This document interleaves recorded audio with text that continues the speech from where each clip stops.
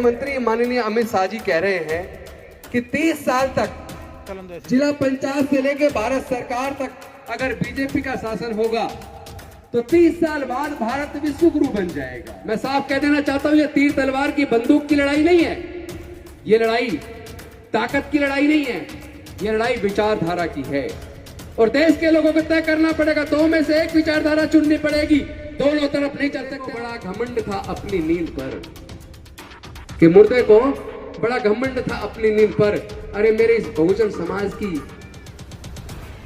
इस नींद से शर्त लगाकर सोए तो जानू। बताइए, जब आपको पता चल गया आपके पूर्वज बौद्ध थे, आपके बुजुर्गों की सांस्कृतिक विरासत बुद्ध का धम्म है, तो आप बुद्ध के धम्म में गर्भवासी करोगे कि नहीं करोगे? करेंगे।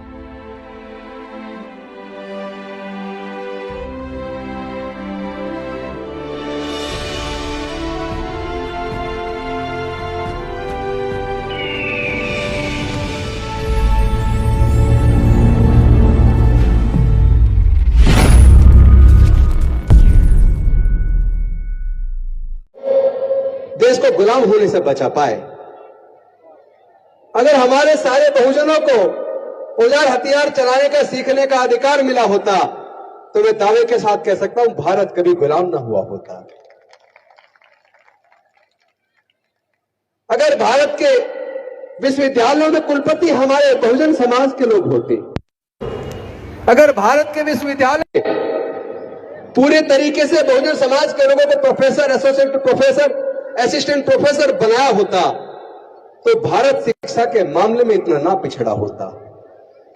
अगर हजारों साल तक हमारे पढ़ने लिखने पर धार्मिक बंदिश न लगी होती तो भारत जैसे सम्राट अशोक के टाइम पे विश्व गुरु था, आज भी विश्व गुरु होता। आज मैं एक ट्वीट पढ़ रहा था, न्यूज 24 ने ट्वीट किया हुआ है, जिसमें देश के गृह मंत्री माननीय अमित शाह जी कह रहे हैं कि 30 साल तक जिला पंचायत से लेकर भारत सरकार तक अगर बीजेपी का शासन होगा तो 30 साल बाद भारत विश्व गुरु बन जाएगा। अरे भाई, हमारे देश के विश्वविद्यालयों में 50% से भी ज्यादा पद खाली है और देश के अन्य विभागों में भी 50% से ज्यादा पद खाली है। 59% नौकरियां ठेके पे भरी जा रही हैं। बात विश्व गुरु की कर रहे हो बनने की, 9 साल तो आपकी सरकार को हो गए। कौन लोग हैं वो जो देश के संसाधनों को बेच रहे हैं? कौन लोग हैं वो जिन्होंने भारतीय रेलवे को बेच दिया, एयरपोर्ट बेच दिए, एयर इंडिया बेच दिया, बैंक बेच दिए, इंश्योरेंस कंपनी बेच दी, पेट्रोलियम कंपनियां बेच दी, गैस कंपनियां बेच दी। देश को बेचने वाले लोगों को आप देशद्रोही कहोगे या ना कहोगे?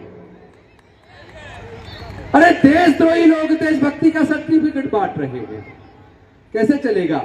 और मुझे सबसे ज्यादा दुख तो इस बात को लेकर हो रहा है, मैंने IIM, IIT, engineering college, management college, medical college, BRK college, इन सब के अंदर आज जो फी स्ट्रक्चर है उसका शेड्यूल निकाला। तो एक बच्चे को हायर एजुकेशन में, टेक्निकल एजुकेशन में आपको अगर उसको डिग्री करानी है, एक परिवार को एक बच्चे की उस प्रोफेशनल डिग्री को कराने के लिए कम से कम 8-10 लाख रुपया चाहिए। मैं पूछना चाहता हूं, क्या देश के 95% लोग ऐसे हैं जो 8-10 लाख रुपए का खर्चा उठा पाए अपने बच्चे के कोर्स कराने के लिए? उठा पाएंगे क्या? तो क्या देश के अंदर जितने बड़े बड़े संस्थान बने, चाहे IIT बना हो, चाहे IIM बना हो, चाहे इंजीनियरिंग कॉलेज बने हो, चाहे मैनेजमेंट कॉलेज बने हो, चाहे मेडिकल कॉलेज बने हो, ये सरकार के पैसे से बने हैं। सरकार के पैसे का मतलब है जनता के पैसे से बने हैं। तो क्या जनता के पैसे से अमीरों के बच्चों को पढ़ाने के लिए इतनी बड़ी इमारतें बनाई है क्या? मैं पूछना चाहता हूं। जनता के पैसे से बड़े बड़े कॉलेज बने और जनता अपने बच्चों को वहां नहीं पढ़ा पाएगी क्योंकि वो उसका खर्चा नहीं उठा सकती। इन बातों पर ध्यान कर जाएगा।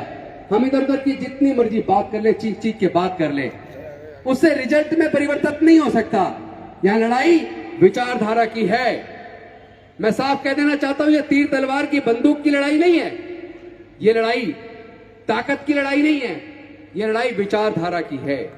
और देश के लोगों को तय करना पड़ेगा, दो में से एक विचारधारा चुननी पड़ेगी, दोनों तरफ नहीं चल सकते आप। एक इस नाव में पैर, एक इस नाव में पैर, इस तरीके से चला नहीं जा सकता। आपको एक तरफ होना होगा।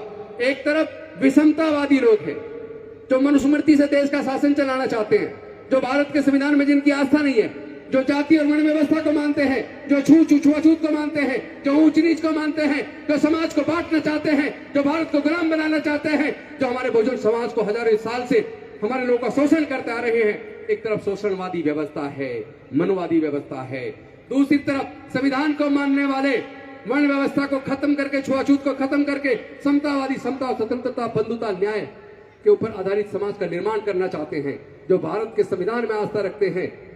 एक तरफ समतावादी, न्याय पर आधारित विचारधारा है, जिसे हम अंबेडकरवादी विचारधारा कहते हैं। तो लड़ाई मनुवादी विचारधारा और अंबेडकरवादी विचारधारा के बीच की है। आपको चुनना होगा, या तो अंबेडकरवादी विचारधारा की तरफ आ जाओ या फिर मनुवादी विचारधारा की तरफ चले जाओ। दोनों तरफ पैर रख के काम नहीं चलने वाला है। आपको ये खामोश मिजाजी तुम्हें जीने नहीं देगी। इस दौर में अगर जीना है तो कोहराम मचा दो। कि मुर्दे को बड़ा घमंड था अपनी नींद पर, कि मुर्दे को बड़ा घमंड था अपनी नींद पर। अरे मेरे इस बहुजन समाज की इस नींद से शर्त लगाकर सोए तो जानू। अब तो जाग जाओ यार।